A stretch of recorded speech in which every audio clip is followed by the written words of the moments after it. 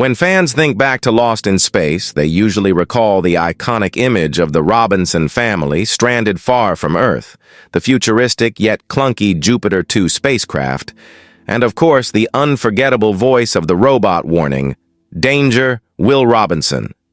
But when you start to peel back the layers and rewatch carefully, the series reveals itself as something much stranger than a simple space adventure. Hidden within its bright 1960s design, the show is filled with details so bizarre and inconsistent that even longtime fans often overlook them. These oddities give Lost in Space a surreal, almost dreamlike tone that makes it unlike any other science fiction show of its era. One of the strangest elements is the Jupiter 2 itself. In theory, it was supposed to be a carefully engineered futuristic spaceship, but in practice, it seemed to rewrite the laws of architecture every week. Entire rooms would appear for one episode and then vanish the next, as if the ship were alive and reshaping itself whenever the Robinsons needed something new. A laboratory might exist one week, only to be replaced by a control room or storage bay the following week. Corridors led to different destinations depending on the story, and sometimes the ship felt enormous inside, while at other times it seemed impossibly cramped. Fans who try to map out the Jupiter 2's layout soon realize it is completely impossible, almost as if the Robinsons weren't traveling through space at all, but through shifting dimensions. Then there are the costumes and props, which quietly changed without explanation. Uniform colors shifted from one episode to another, sometimes within the same storyline. Equipment would disappear, reappear, or transform into something entirely different. The laser guns, for instance, came in several shapes and styles, sometimes resembling futuristic pistols, other times bulky tools. It's almost as if the Robinsons were unconsciously reshaping reality around them, creating whatever objects they needed at any given moment. For a show that claimed to be about science and exploration, this gave it a strangely dreamlike and magical feeling, half science fiction, half fantasy. The robot, though loved for his booming voice and witty comebacks, was another bizarre element. Originally intended as a mechanical servant, he often displayed emotions far too human for a machine built in the 1960s vision of the future. He sulked, worried, even cracked sarcastic jokes, making him seem more alive than many of the humans on board. Sometimes he seemed almost omnipotent, performing calculations and feats of strength that no machine of that size should manage, and at other times, he was helpless, easily toppled by a gust of wind.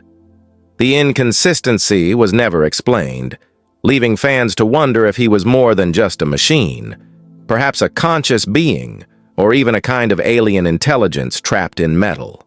And then, of course, there's Dr. Zachary Smith.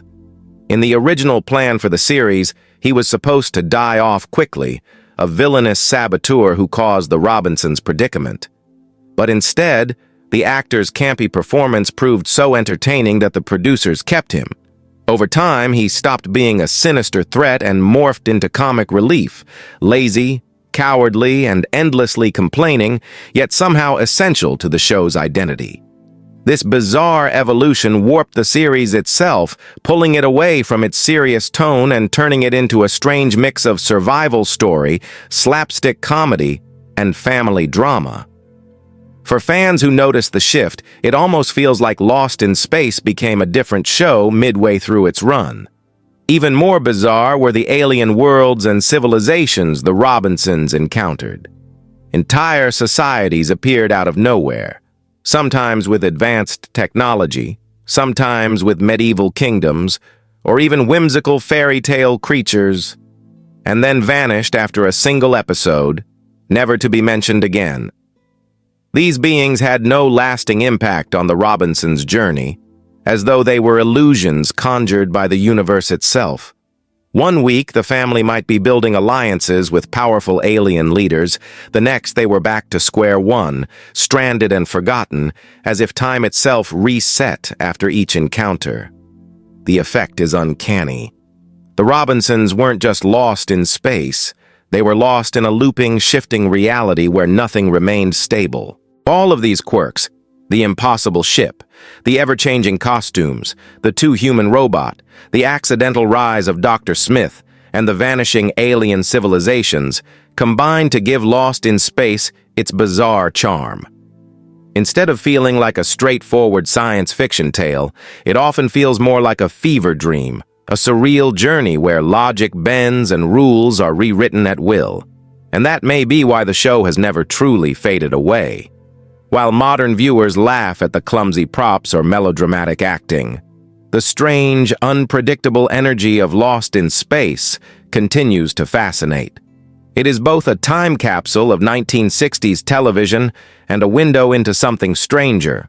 A universe where the Robinsons are forever wandering, trapped not only among the stars, but in the bizarre imagination of their own story.